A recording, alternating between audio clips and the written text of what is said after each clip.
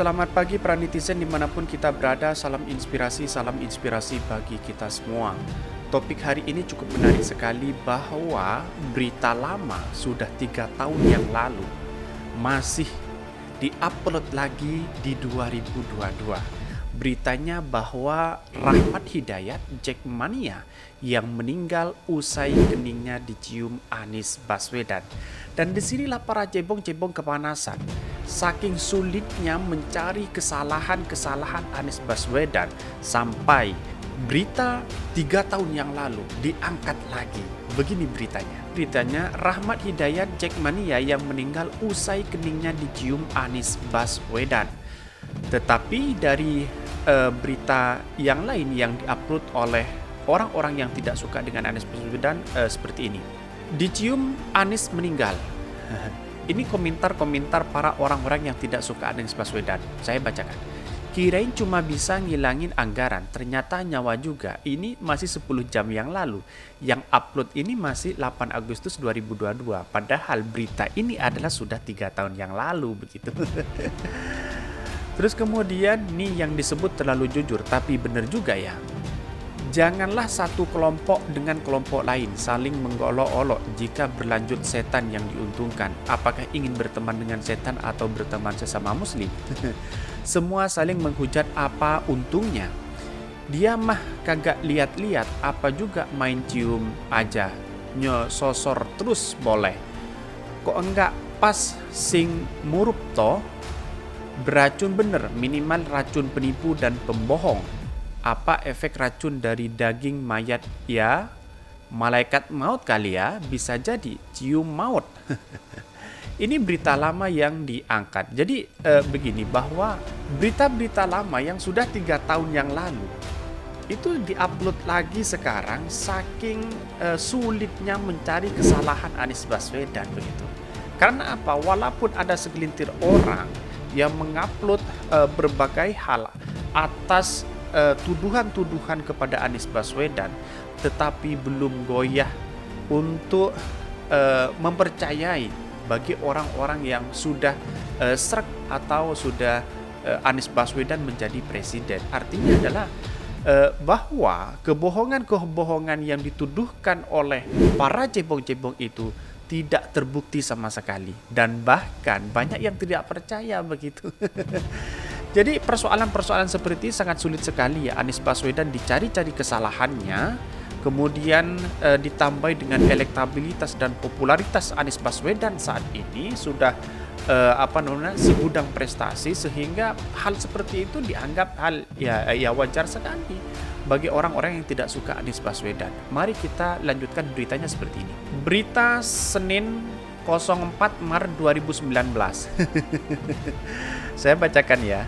Gubernur DKI Jakarta Anies Baswedan berbagi cerita pilu tentang seorang supporter Persija Jakarta, Rahmat Hidayat, meninggal dunia. Sang Jackmania itu berpulang usai keningnya dicium oleh Anies.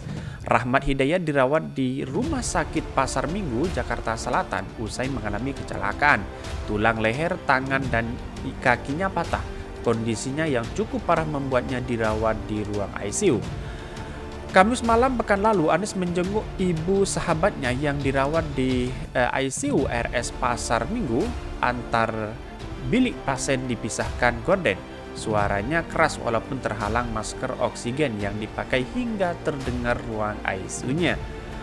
Saya hampiri, matanya menatap tajam, tangan kaki dan sekujur badan terkulai tanpa gerak. Dia mengalami patah di 2 ruas tulang lehernya. Tangan dan kaki terlihat lumpuh. Seorang anak muda 15 tahun kecelakaan saat perjalanan kegiatan taklim. Tulis akun @Anies Baswedan disertai beberapa foto momennya bersama almarhum.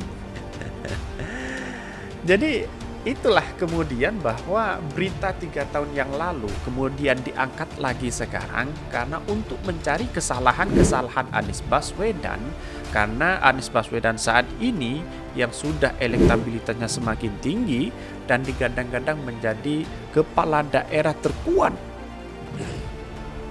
se-Indonesia, dan bahkan prestasinya tidak bisa menandingi prestasi Anies Baswedan dibandingkan kepala daerah yang lainnya. Artinya, mengapa cebong-cebong itu kepanasan? Ya karena seperti ini. Berita lama diupload 2017 yang sakit hati kepada Anies Baswedan, kemudian sekarang balas dendam, diupload lagi begitu. Walaupun Anies Baswedan saat ini dianggap seorang kadrun. Kadrun ya memang julukan mereka ya hal-hal yang seperti itu begitu kan. Padahal nasionalisme seorang Anies Baswedan itu sangat luar biasa sekali. Maka dari sinilah yang kemudian mengapa para cebong-cebong itu adalah kepanasan melihat Anies Baswedan mempunyai segudang prestasi begitu. Persoalan-persoalan seperti ini saya kira hal yang biasa menurut saya. Kritikan-kritikan itu tidak berpengaruh sama sekali kepada pendukung Anies Baswedan, apalagi kepada Anies Baswedan. Karena apa? Karena di satu sisi orang yang mengkritik Anies Baswedan itu tanpa data, tanpa pikiran yang jernih. Bahkan kalau menurut Rocky Gerung dianggap dungu orang-orang yang suka nyinyirin Anies Baswedan. Coba lihat kita prestasi-prestasi yang ada di DKI Jakarta. Apakah tidak nampak hal seperti itu? Perubahan yang luar biasa yang dirasakan oleh DKI Jakarta. Mari kita lanjutkan kembali. Saya tetap dia senyum dan saya senyum. Lalu saya sentuh keningnya, pundaknya. Perlahan saya cium keningnya, saya tahan. Saya cium lama keningnya Dayat, seakan anak sendiri sambil membayangkan dia sedang berhadapan berenggang nyawa. Terdengar suara lirihnya, terima kasih Pak Anies, terima kasih Pak Anies. Saya senyum dan berdoa. Saya pamit sambil memastikan operasi bisa segera dilaksanakan. Alhamdulillah Jumat pagi operasi dilakukan. Ikhtiar manusia menyelamatkan anak kali belia ini lebih dari 12 jam dokter dan pembidik berjuang di meja operasi. Misinya yang tidak ringan. Allah mempunyai rencana lain. Minggu subuh sebuah teks masuk di WhatsApp mengabarkan Dayat wafat pukul 1 dini hari. Ini adalah momennya Pak Anies. Mari bacakan bersama bagaimana komentar-komentar Pak Anies Baswedan. Itulah berita yang 2019 diangkat lagi para pengikut cebong-cebong itu diupload sekarang ini. Bahkan yang berkomentar itu adalah komentar orang yang tidak punya etika dan moralitas. Karena apa? Karena selalu mencaci Anies Baswedan. Mari kita baca begini komentarnya. Karya Ahok sama Anies masih menang. Ahok, meski Anies menjabat 5 tahun, karya besar Anies cuma sirkuit. Kalau Ahok simpangan Mima Semanggi, Jakarta International Stadium. Di era Ahok udah dibangun 29 rumah sakit, di era Anies udah 31 rumah sakit, diganti nama Rumah Sehat. Di era Ahok Jakarta banyak proyek.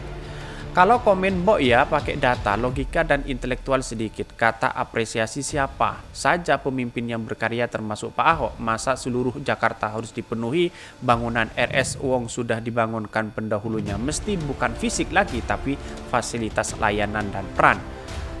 Setelah lebih serem dari vampir, bilangin tetangga bang, barangkali ada yang mau dicium Anies. Ngapain nyium kening orang sedikit berlebihan banget, ngeri banget.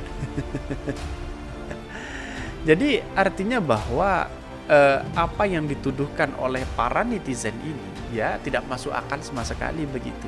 Jadi saya tertawa sekali melihat prestasi Anies Baswedan dengan Ahok sama-sama menjabat satu periode.